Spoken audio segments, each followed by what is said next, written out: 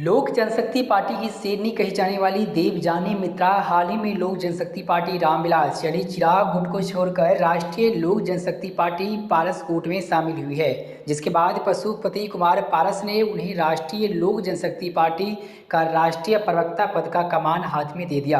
अब वो सीधे तौर पर लोजपा रामविलास यानी चिराग पासवान पर हमलावर हो गई है। उन्होंने एक वीडियो के जरिए कल जो लोजपा रामविलास की राष्ट्रीय परिषद की बैठक हुई थी, जिसे कि सोशल मीडिया पर आपातकालीन बैठक कर प्रचारित किया गया था, उस पर उन्होंने जोरदार हमला करते हुए कही है कि हाल ही में शिवसेना मामले में जो फैसला आया है उसके डर से श्री चिराग पासवान जी का नींद उड़ गया है। उन्हें और उनके साथ पूरी लोजपा रामविलास को यह भय सता रहा है कि कहीं उसके साथ भी कुछ ऐसा ना घटित हो जाए। आगे उन्होंने कहा कि मैं यकीन के साथ कहना चाहती हूं कि ऐसा ही होने वाला है।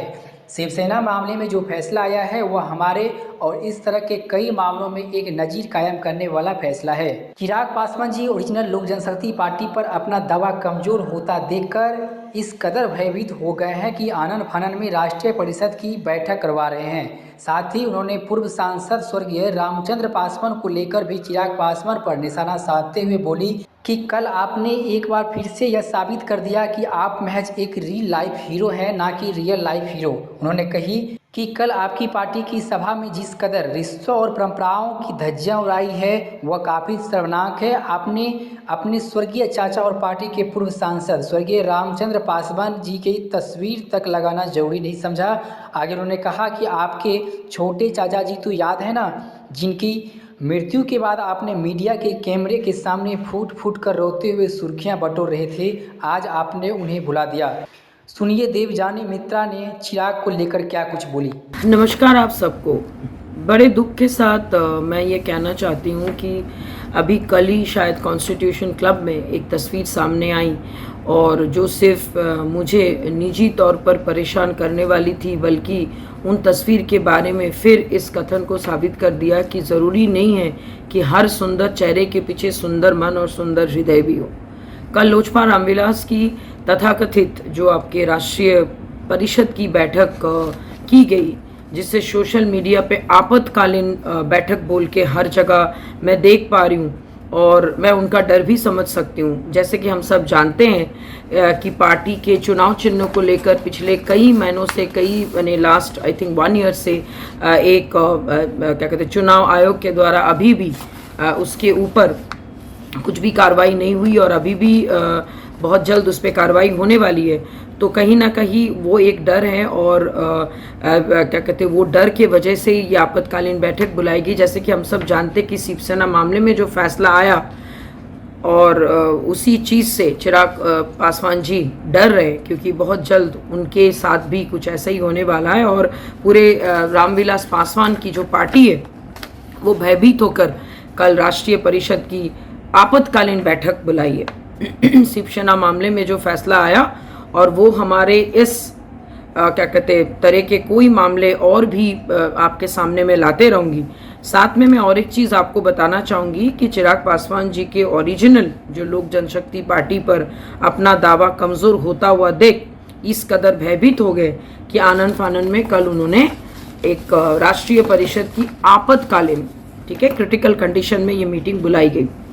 साथ में मैं ये भी आप सबको बताना चाहूँगी कि सॉरी टू से चिराग पासवान जी की रियल लाइफ हीरो है, रियल लाइफ हीरो कभी नहीं बन सकते। उनके कल मीटिंग के दौरान कुछ ऐसे तस्वीर सामने आई जो हम सबको बहुत दुख पहुंचाया और हम तो सोच भी नहीं पा रहे हैं कि भाई ये तो रिश्तों और परंपराओं की धज्जियां उड़ा दी। कल आपने अपने स्वर्गीय पिताजी पद्मश्री श्री रामविलास पासवान जी, भीमराव अंबेडकर जी की मूर्ति तो आपने लगाई, आपने तो फोटो पे माला चढ़ाई, बहुत अच्छा लगा देख के।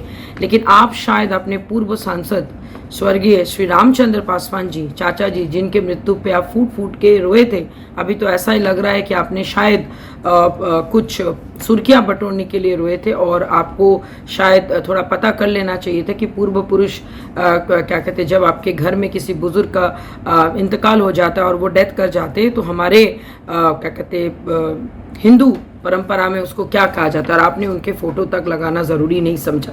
क्या आप सिर्फ सुर्खियां बटोरने के लिए कैमरा के सामने आके रोने का नाटक करते हैं? हमें तो ऐसा ही लग रहा है। श्री चिराग पासवान जी, मैं आपको अपने परिवार के जितने भी जीवित सदस्यों हैं उनके ऊपर तो आपको कोई प्यार, सम्मान, मान सम्मान दिखता नहीं है। कम से कम जो लोग घर से चले गए उनके लिए तो कम से कम आप श्रद्धांजलि दे ही सकते हैं।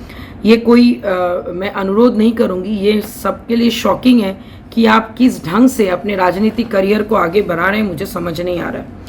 बहुत ही क्या बोलेंगे, आपको शर्म आनी चाहिए और आपकी पूरी पार्टी को भी कि किसी ने इस चीज़ को नज़र भी नहीं किया और आपने पूरा नज़रअंदाज कर दिया।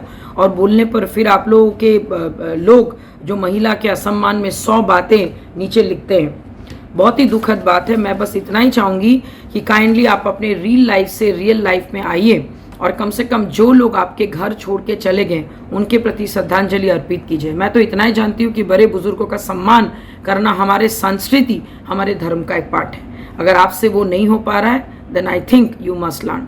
फिर भी मेरी शुभकामनाएं, मेरी बेस्ट विशेस आपके साथ है। All the best.